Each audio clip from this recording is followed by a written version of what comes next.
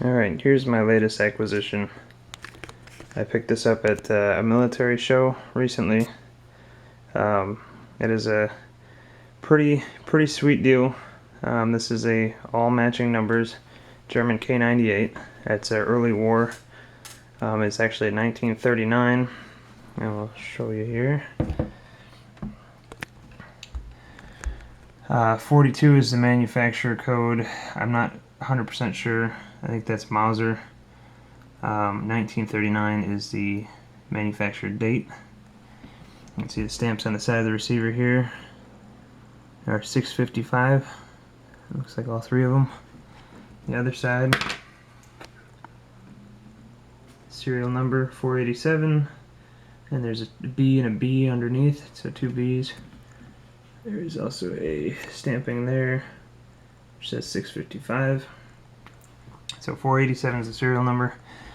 Bolt release has 87 marked on it. Looks like a 655 on the little screw there. There is a 487 and BB on the bolt handle. I do not see anything marked on the safety or the back of the bolt.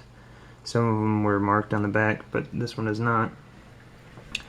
But so far everything matches. You come up here to the rear sight, WAA 655, and also there's the barrel date code, looks like 39.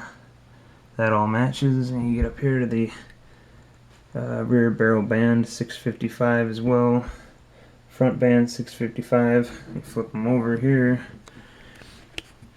and you have 487, which is the serial number again, and 487 marked there.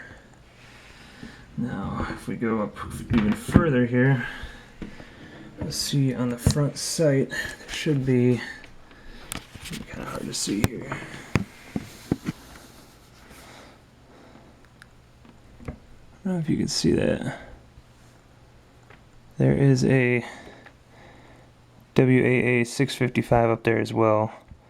A bunch of little tiny stampings. So they marked every part on this rifle. It does not have a cleaning rod, and I have a BYF 43 with a cleaning rod that I tried putting in here, and it does not fit. I don't know if there's just some dirt or some gunk and shit in there, or if it's just that it doesn't fit, because it might take a different cleaning rod, being an earlier rifle, but I'm not 100% sure on that. As well as the trigger housing, 487, so matching the serial number, and the 655 WAA on there as well. And yeah, trigger housing, that's the actual magazine floor plate. The bolts and the capture screws there are all marked the same way. The 87s and the 655 Waffen amps. So once again, this is a pretty hard to find rifle, really, when it comes down to it. Might not be the most rare manufacturer date code or manufacturer code, but the date of the rifle being an earlier war rifle, it's more desirable. Obviously quality was a bit better, though you can see there's some pitting on the receiving there. Receiver, not receiving. But all in all, excellent looking rifle.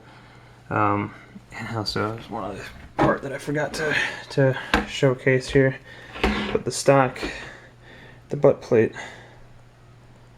also, of course it's hard to see because there's no light over here. 487 right there, and then WAA 655. So it's marked everywhere. Everywhere that it could possibly be marked has a marking, and they all match. I think I showed the takedown lug too on this side. But yeah, so it's pretty unique, pretty cool. Has all the Nazi markings on there. No import marks anywhere on the rifle. So once again, pretty unique, pretty nice find. That's about it. There's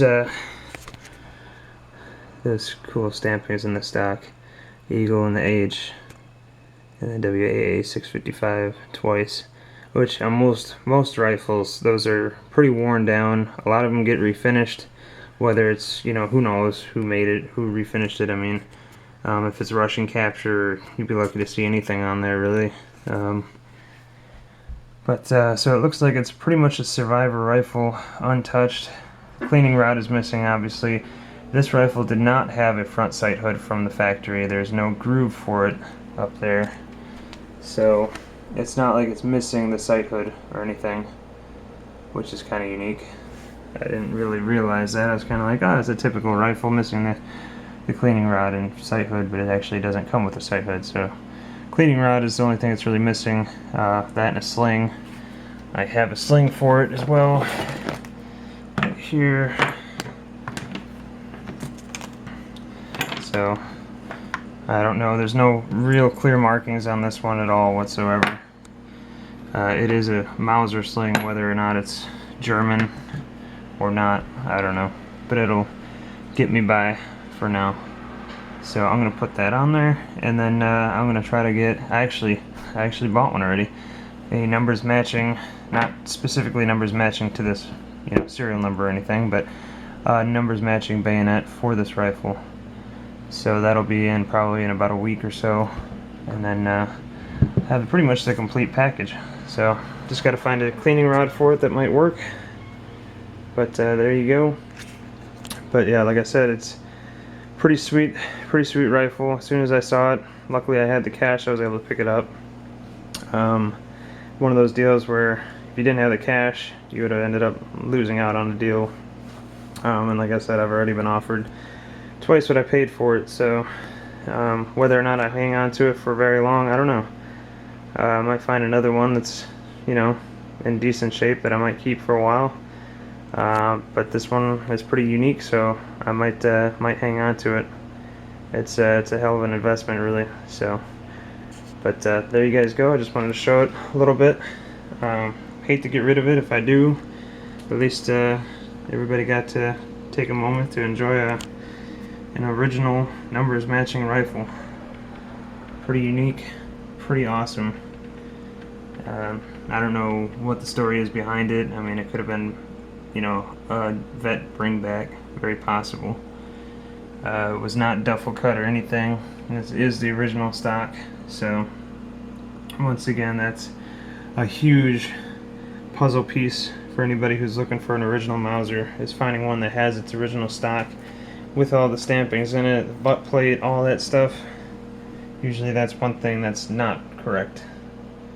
And of course the bolt matching the receiver, that's another big one. But also import marks, no import marks on this. So once again, all original, numbers matching, pretty sweet.